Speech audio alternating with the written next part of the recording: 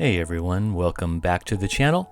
My name is Marco, and this is Exploration Gaming. Today is the first video in a series of one-bar builds using the new Oakensoul Ring. Two of the things that I love about the High Isle expansion are this powerful mythic ring and Ember, the new sorcerer companion. I'll be doing a video on companions soon, so please subscribe to the channel and follow me on Twitch so you can watch us test new builds and ask questions along the way. Now, let's get started. Some simple facts and figures. I went with High Elf for the race, but you can make any race work with this build. We are a Magika Sorcerer, so all 64 attribute points into Magika. I'm using the Thief Mundus for extra crit chance, Bewitched Sugar Skulls as our buff food, and Tri-Stats for our potions. I'll get into the gear sets in just a second, but I will mention that one of the sets is a dungeon set. You can farm it on normal or veteran, and you can be found in the Crypt of Hearts dungeon. The second set drops in the Deadlands or can be bought on guild traders. Okay, let's look at the gear sets and see how we've put this build together. First, we have a one-piece monster set, and that's Slimecraw on the helm. I'm using that just for the crit chance. We want as much crit chance as we can get on the build. The other specialty item, of course, is the Oakensoul Ring, which is what this build is all about. You get the dozen buffs that come with it, and really an amazing item. For one bar build in particular, because the only downside is you can only use one bar, and that's not really a downside for us. Now the two body sets. First, I'm using Ebon. Now Ebon is usually a tank set. We're using it on the sorcerer because I love the effect, and it's all about how you look. I like the three glowing orbs circling, and I've given myself sort of a red outfit to emphasize that. But it's also a good defensive set because it's filled with health.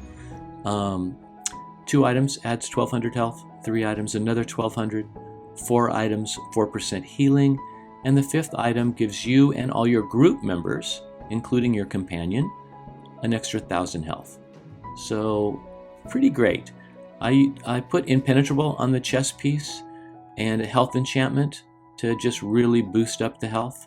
Usually you want Divines on all your other pieces.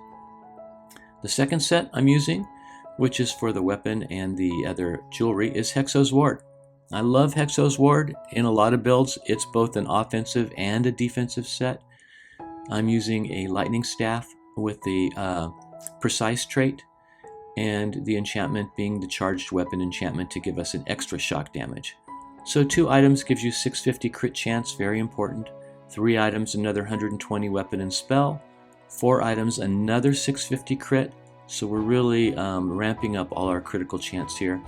And 5 items is where the defense comes in. When you're dealing direct critical damage, which we always are, you get a damage shield, which is 12,305. That lasts for 6 seconds and can occur every 7 seconds. So really a great damage shield, a great little defensive thing to help make us a little bit less squishy. So I have Hexos on the necklace, the other ring, and then we needed 1 piece on the body. It can be any piece, but I'm using the belt. All Divines and Magika enchantments if you can. I'm also getting the Undaunted Metal passive for 511, so 5 heavy pieces on the body, 1 light piece with the Slimecraw, and 1 medium piece with the Hexo's Ward. That is the gear sets. And next we'll go on to skills. Okay, let's look at our skills and see how we make our Magika Sorcerer work. On a 1-bar build, we only have 5 slots plus the ultimate, so it's very important to choose these skills wisely. The first one is our spammable Crystal Fragments. This is a great spell, does 9,000 magic damage, and it has a special ability. You want to watch it for when it changes color, you recast it, and you have a 33% chance of it being an instant cast, dealing 66% more damage and costing 50% less magicka. Now I use Action Duration Reminder, which gives me a little second countdown on all of my spells so I know when to recast. It's a great add-on. The second skill is Empowered Ward. It's another damage shield for us, 7,800. It's a damage shield that works for our pets and for our companion as well, so this really helps keep them alive. The third ability is Unstable Wall of Storms. This comes from the weapons skill line. This is a classic ability, deals about 1100 shock damage, and keeps on going. It's a damage over time. Also, it knocks the enemies off balance for 7 seconds, and it ends with a nice big explosion, 6,300 shock damage at the end. Now the fourth and fifth abilities are for our pets. The fourth is the Volatile Familiar. He does a good amount of shock damage, and he also, his special ability when you recast him is a damage over time, which goes for 10 seconds. The last pet, our last ability here, is the Twilight Matriarch. I love this pet to use. It does a burst heal. That's her special ability. So when you see your companion's health bar going down, or your own health bar for that matter, you want to recast Twilight Matriarch, and it will give an 11,400 heal. Very, very important, and will definitely keep your companion alive. The ultimate ability, I'm using the Storm Atronach. He does a good amount of damage. I think this is one of the best looking ultimates in the game. 8,000 shock damage, and he also stuns the enemy.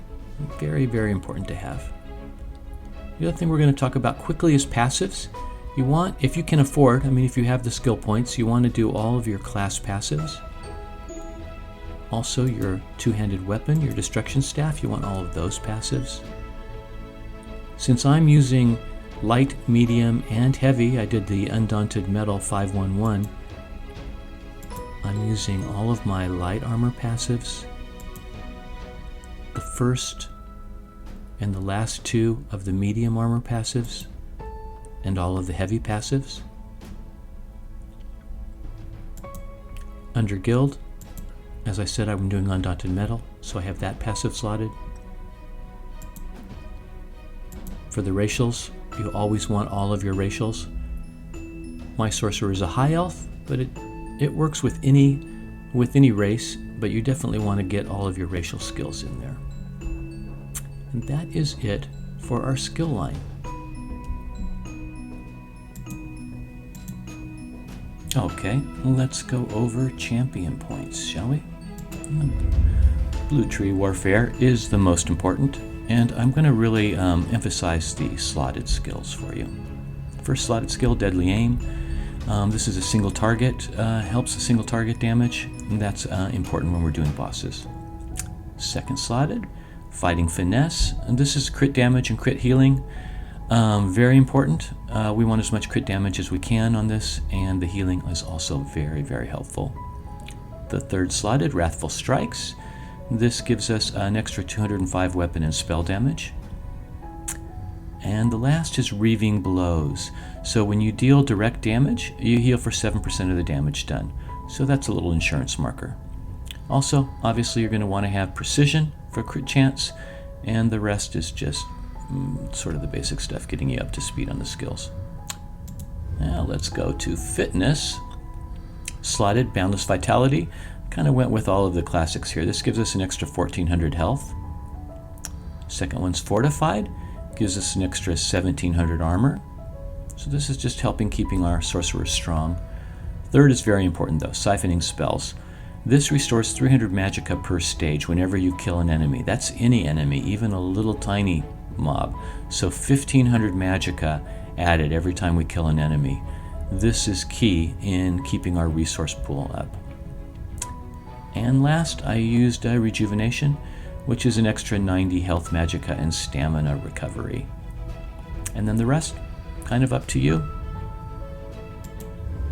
Let's look in the crafting tree. First one, these are very open, obviously, because these are crafting type of things. But 10% chance to find a double furnishing plan. I love that one. I like furnishing plans. Steed's Blessing, everybody uses Steed's Blessing, gives you that extra 20% movement speed. Third one, Plentiful Harvest, so 10% to gain double yield from resource nodes in world. And last one is meticulous disassembly, which gives you better extracting better resins and tempers when you're breaking stuff down.